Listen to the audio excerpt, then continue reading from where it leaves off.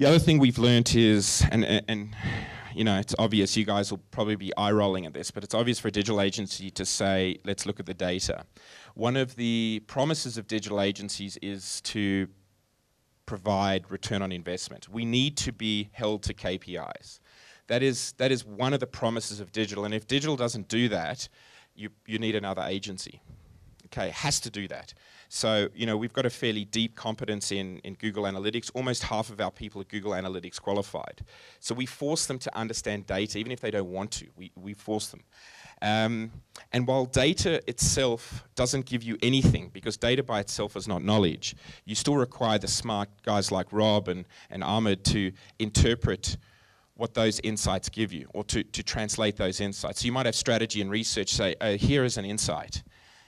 You still need to filter and translate that insight into a great idea. So this is why data will never replace people, ever.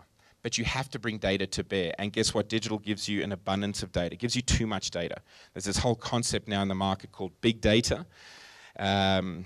It's a fad. If you want to buy stocks, or invest in businesses, invest in them, because even if they're shit, they'll still make money. It's one of those things, it's a bit like social media. Social media is super important, but it's nowhere near as important as people like me say it is. Yeah. So it's one of those business trends that you can make a lot of money on, even if you're crap.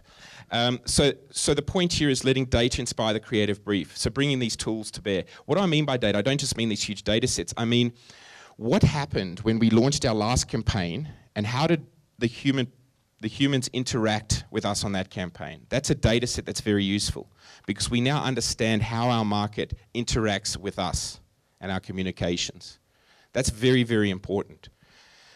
Prior to this, you've got, I was speaking to another client, very big client, and she was telling me that they only get their research data on TVC 6 months after it's been flighted. Verifiable, good data.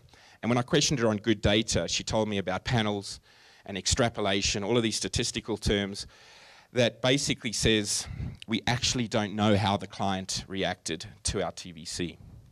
Hopefully, you know, the ultimate metric is revenue growth. But we don't actually know how much of the marketing communications genius that we did resulted in that revenue. Digital has to tell you that. Digital, and we don't tell you all of that yet. We're still learning how to do that. It's still a nascent kind of discipline for us. And so, but that's what we have to try and aim to do. And eventually, we want to aim to convert people, convert revenue there and then. As they have this experiential moment, the holy grail, the kind of nirvana is let them buy and purchase your product as they interact with you. As marketers, we all know that people don't see one communication and then interact. So there's also what we call multi-attribution error with digital. So digital, although it provides data, is also not a perfect science, because you might see a banner ad even though they're somewhat useless. You might see a banner ad on an internet site, see a TVC, and then go and buy. It's what we call our zero moment of truth. So you have your first moment of truth where you see your communications, second moment of truth when you actually buy and purchase, third is experiential. So there's still multi-attribution issues there as well. But digital gets a lot better at that. And the insights on how we interact with communications is key. Remember, digital has to give interactivity. Doesn't always, but that's what we should be aiming for. The other thing that we found quite interesting is hackathons. So we give our creative teams and our development teams, when they come together on a brief, we kind of set them objectives, we put them in a war room, and we tell them to come back with a solution. So not just an idea, they need to go and they have an idea and they must actually go and build something that works. Yeah? So whether it's a banner ad or a game, they need to go in that short space of time. They can have a day, they can go into the night, but they have to come back with a working prototype of that idea. And that's quite powerful, because you can then start playing with it. It then allows you to, you know, as marketers to understand what the potential might be, because a lot of the risk is with the great conceptual ideas is that it sits in a creative director's head, and you only really understand the power of that once it flights or once it goes live, and then you breathe a sigh of relief. Yeah, because that's what great creative directors do. They sell trust, and you should trust the great ones. But what we offer is an ability to prototype these ideas very, very quickly. It doesn't always work, but it certainly is very powerful for the client. The other thing we do is we flight early and we test. And there's this thing in Silicon Valley called always in beta. So in other words, we don't flight something or launch a campaign and leave it and then start working on the next campaign. Yeah? We get it out a little bit earlier. It may be a bit rough, and then we tweak it based on the metrics.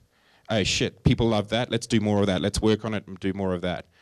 So it's kind of a paradox for digital as well, because we try and build platforms and then put campaigns on those. So you have this longevity of your marketing investment.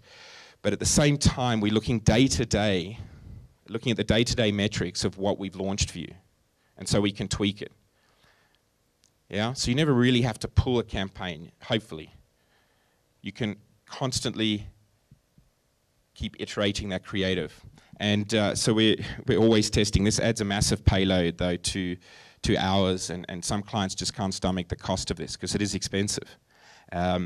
It's like always on marketing. You're constantly looking at what you're developing. So the synthesis of that is, and this is my second last slide, this is a guy that sits on the Google Creative Council.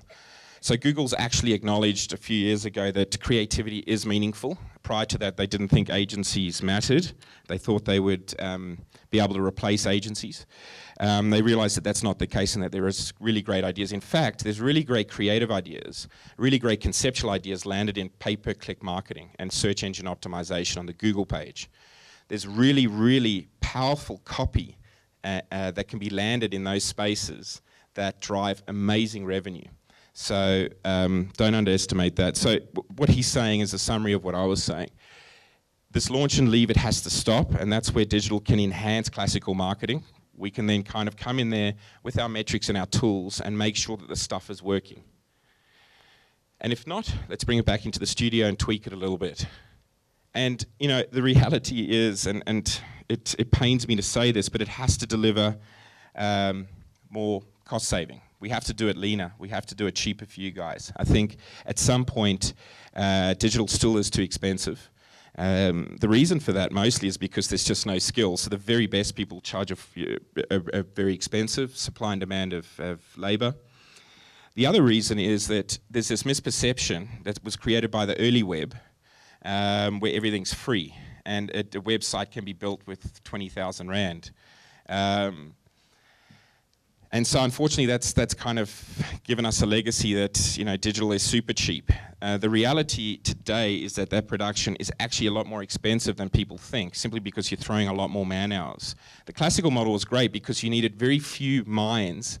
All you need to do is pay big tin to the great minds like the Ahmeds and the Robs, and those guys would through inspiration and through genius get great product and revenue. We have to pull in 3, 4, 5 people to get stuff out the door. It's just the nature of this medium. So it's actually a lot more expensive, and so that causes a dislocation between emotions of the agency and the client often. Very, very difficult. But we have to, over time, deliver scale and deliver good bang for buck. So that's a journey for us. It's a significant challenge. And so at Quirk, we call great creative magic. So I thought I'd finish off on this quote by Arthur C. Clarke, where he talks any significantly advanced technology is indistinguishable from magic. And I'm hoping that ties the technology and the digital stuff to the magic of the art and the conceptual, because they are the same thing. Thanks very much.